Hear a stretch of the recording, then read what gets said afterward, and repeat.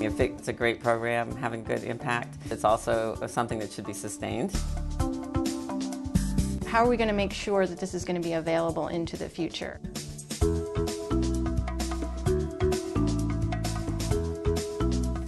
Welcome to Achieving Sustainability, a 5-part video series supporting grantees' efforts to sustain activities and impacts beyond NSF funding. I would say start early. What's been your biggest In this video, we provide constructive advice about sustainability planning and practices.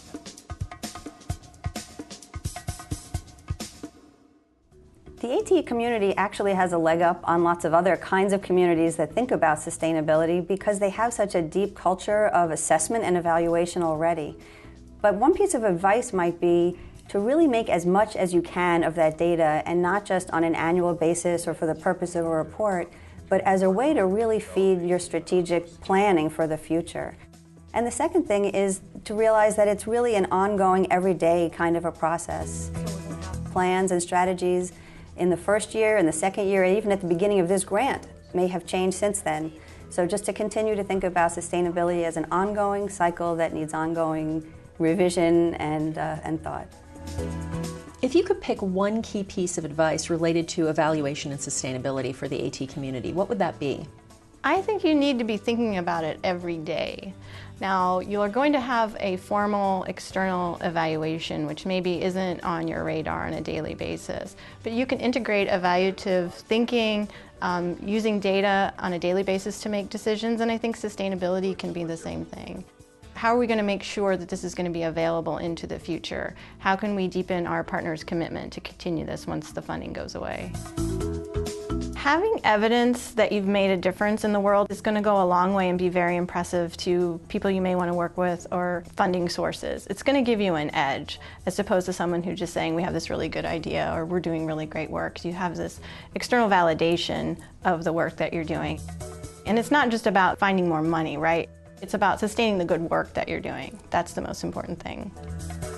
First, take a look at who your audience might be. We started off by providing virtual enterprise to biotech and IT classrooms, and we expanded from there. Second, think about other ways that your innovations might apply to the broader science and technology community. In order for our project to be sustained, we have to convince more people to join this movement. And in order to do that, you need a base of literature, you need videos, you need a lot of materials that get people excited about science and tech entrepreneurship. Start early.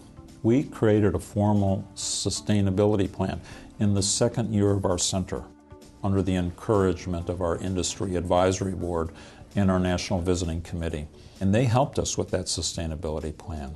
So start early, change the plan as you go forward, and make it your own. It's not going to be somebody else's plan. It'll be yours.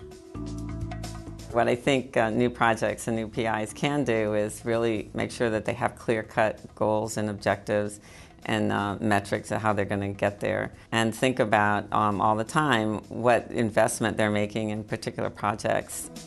Additionally, there's a lot of great resources in the ATE community that we've developed over the years, and I just encourage new PIs and new project people to really take a look at those, take time at the beginning to not reinvent the wheel, to see what other folks have done, and partner with some of those existing projects and centers. When we think about crafting a project, we say, think about your evaluation ahead of time. What are your goals and objectives, and how will you know if you reach them?